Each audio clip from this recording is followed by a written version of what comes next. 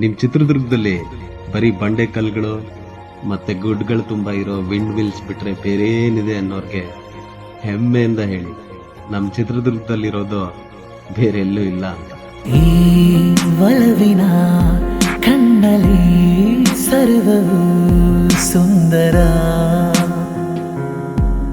ಇಲ್ಲಿ ಬಾನು ಭೂಮಿಗಿಲ್ಲ ಅಂತರ.